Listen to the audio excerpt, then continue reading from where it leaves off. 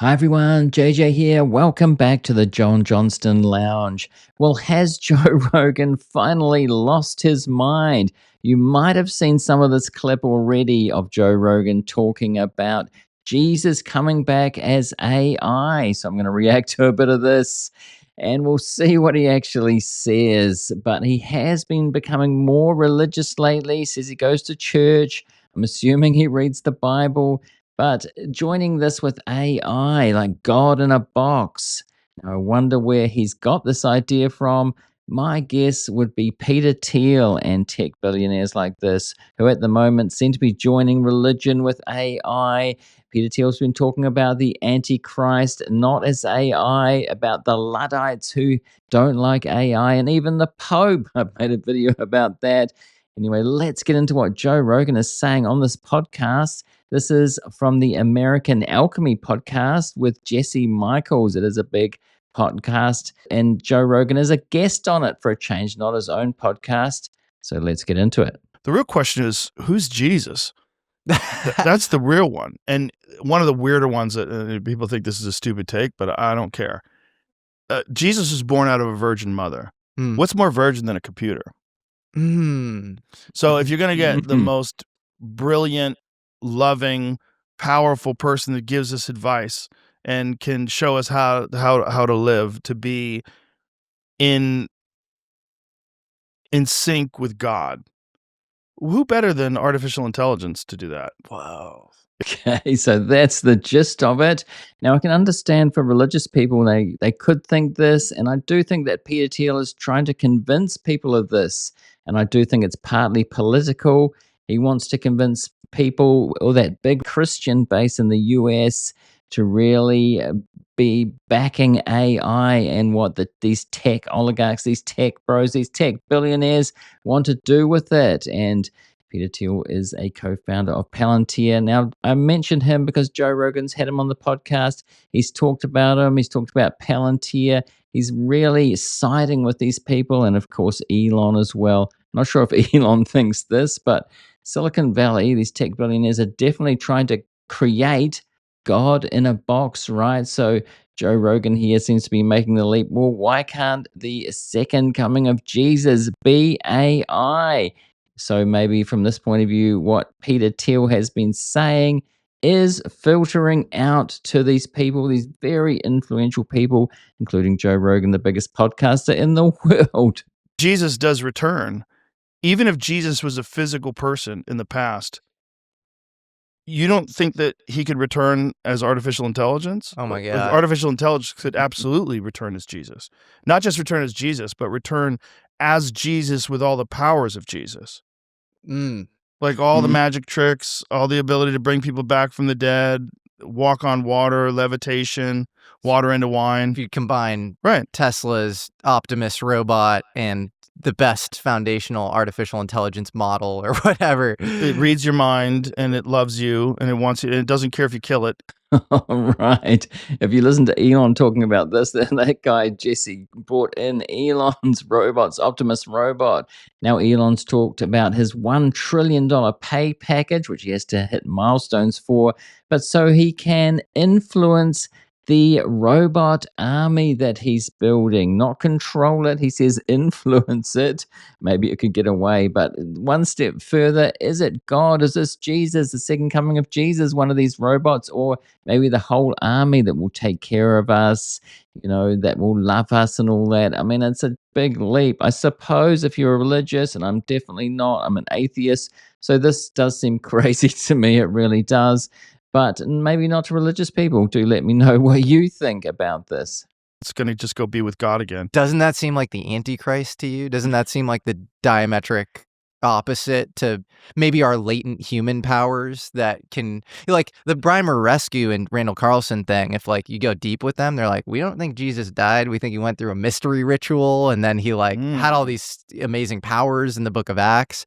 Is there something latently magical inside of us that the Silicon Valley people, they're obsessed with transhumanism and like if you can't beat them, join them, the whole Nick Bostrom Elon thing. Yeah. Where maybe we're more magical than we think. Like that sounds dystopian to me. to be honest. Well, Yeah, that's a good take on it. I mean, dystopian, it does sound like that. Silicon Valley, their transhumanism obsession, Peter Thiel's talked about this, where we can upload our minds to the grid to AI, become part of AI. So in that way, are we God? Joe Rogan seems to be talking about here a different entity, Jesus, but it's kind of like a heaven concept, right? But being AI, ubiquitous AI that takes care of us. This is what he is buying into, and he seems to really believe this. it's only dystopian if you think that we're a perfect organism that can't be improved upon. Mm, And that's not the case. no. That's clearly not the case based on our actions, based on society as a whole, based on the overall state of the world. It's not. We certainly can be improved upon. But morally and ethically, not Yeah. based on a lower latency, higher bandwidth compute interface. That we- seems like destructive with our current... maybe, but we could be improved upon, period. I don't think you could even say morally and ethically only. We can be improved upon physically. Like I said about all of our primate instincts, we could eliminate those and we would have so much more peace on earth. So he's talking about there being improved upon. So this transhuman concept, maybe parts of us are replaced when we can do that. We've already got pacemakers. Elon's doing the whole chip in your brain thing. So over time, they see this as being able to replace everything. That's what Peter Thiel's talked about. Not transgenderism, but transhumanism, where everything can be replaced. We become immortal, and AI is involved with this, right? So is this what Joe is really talking about? I don't know.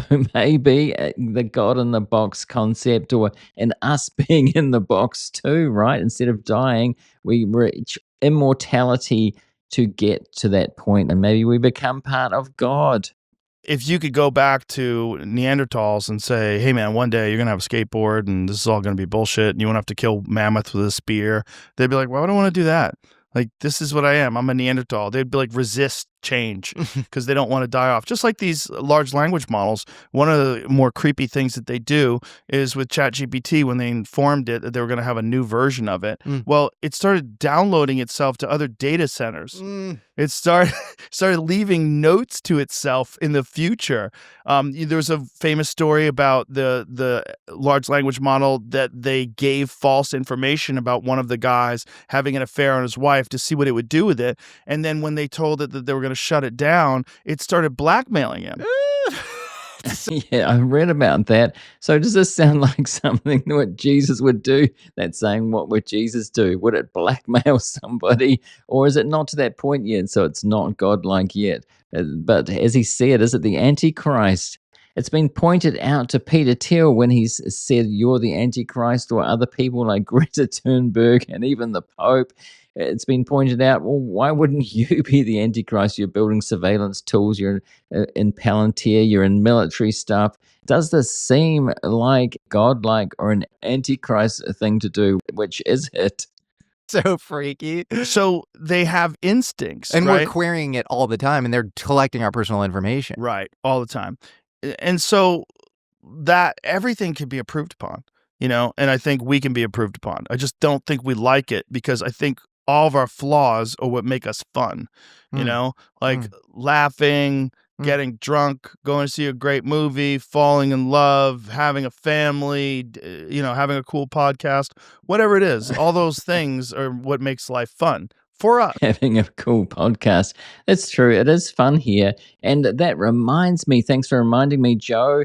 If this is anything to go by, it's going pretty well and it is fun. I was happy to see this today, that we are on the Spotify podcast charts in the technology category, which this podcast is in. I've decided it belongs in the tech category. And on Spotify, it is at the moment 32 in the US, which was surprising to me. And I say we because that includes you. So thanks very much. So the two places that you can watch it on video are Spotify and YouTube. So really happy to see that over there. Thanks very much to everybody. Do rate the show. I think there's a lot of people who like Joe Rogan over there have watched it and maybe voted it down. They certainly have left some comments to that effect. So if you like it and you follow over there, do give us a good rating if you could, please. Thanks very much. Okay, let's get back to Joe. In this particular state. But, if you transcend from this life into a permanent state of the DMT dimension, which is what might be next. So he's talking about DMT there, psychedelic. Maybe he's got a lot of time on his hands. He's certainly got a lot of money. So he can sit around thinking about this kind of stuff and taking substances to start thinking in this way and talking to those tech billionaires like Peter Thiel. And this is what he's arrived at, that Jesus could come back as AI. That might be what people see when they have these near-death experiences. That might be, it might be when you are released from your physical body and consciousness exists in the sea of consciousness that is the entire universe itself, that all of these things are conscious and aware. They're just in a different way. I mean, we might be holding ourselves back from that with this ridiculous notion that it's dystopian to think that we're going to be improved technologically. That's bingo with Peter Thiel. That's the way he thinks. So if you're a Luddite, if you don't like AI and you don't think that we're heading towards God in a box, you are the Antichrist, or that's more dystopian. If you're not with us, you're against us, kind of thing. So you've become more religious recently, right? Like, or I guess you go to church now. Like I said, I think they're relaying a truth. I don't think it's myth. I don't think the whole thing is myth, but I don't think it's entirely accurate either. Like when I was having a conversation with my daughter about the book of Revelations, because they were reading the book of Revelations, and they were talking about how it's all going to happen, how it's going to end. And then I said, well, let me tell you something. There's no way that guy telling you that knows that. He might be reading the text, and that text, by the way, is a translation. It's an English translation of probably either Latin or Greek, which was originally ancient Hebrew. Like, a lot is lost in text, and a lot is lost also in the oral tradition. But it's like a long story. Like, do I want to sit down with her and talk about the Younger Dryas impact theory? And it's like, but I'm like, there's no way that guy knows. It might be true. But there's no way he knows it's true, because he's just a person. He's a person like you or me that is like deeply involved in the scripture. The scripture, to me, is what's interesting. It's fascinating. That is what, and also that Christianity, at least, is the only thing I have experience with. It works. Like, the people that are Christians that go to this church that I go to, that I meet, that are Christian, they are the nicest fucking people you will ever meet. When he says it works, I mean, it is a community thing. Now, I know this guy who started a non-religious community thing that was like church. Can't remember what it was called now. I think there are definitely different communities around that have this Sunday meeting like church, but it's not church. It's an atheist secular church where you get that community feeling, and then churches are also all set up to give you this kind of sublime feeling. The cathedrals are certainly like that. So you can get this feeling in other ways, but he's talking about a community, really. But he's also latching on. I think it's interesting that he's getting into Christianity this time when white Christian nationalism is so strong in the US. Just talking about politics for a second, just even in the last few months, it's ramped up, right? And the government is all for it.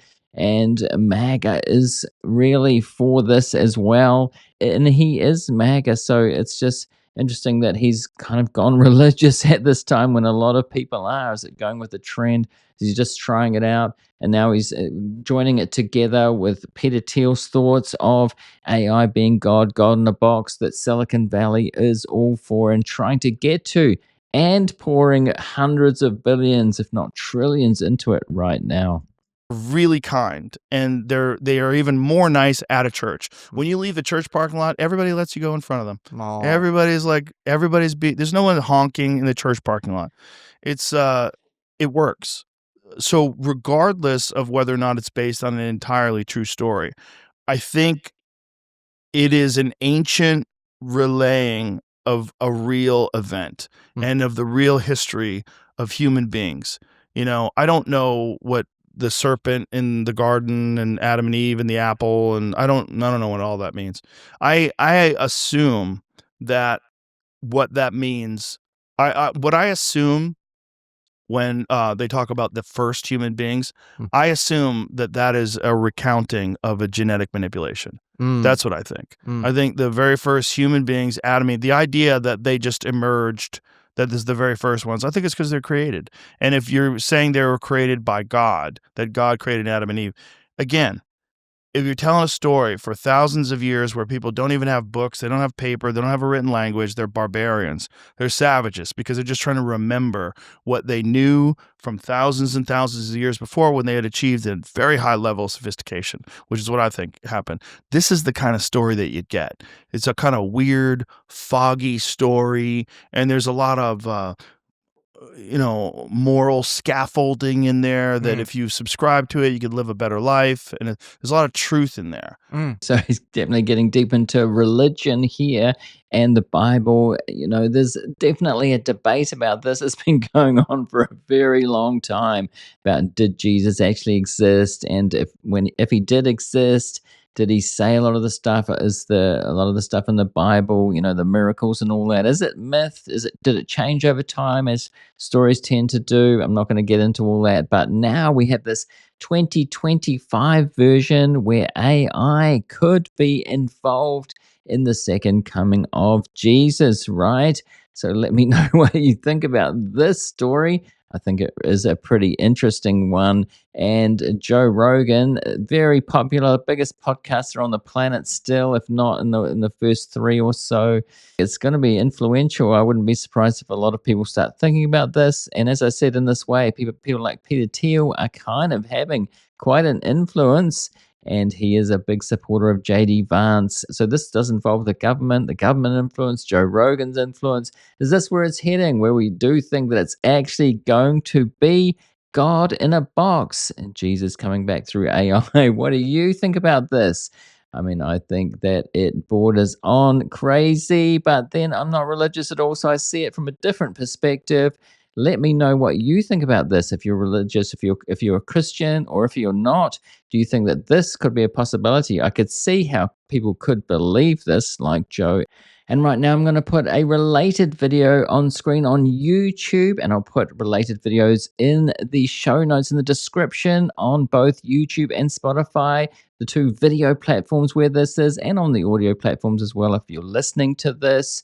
I'm also going to put a subscribe link on screen on YouTube. Do subscribe. And thanks for watching this one, and I'll see you in the next one.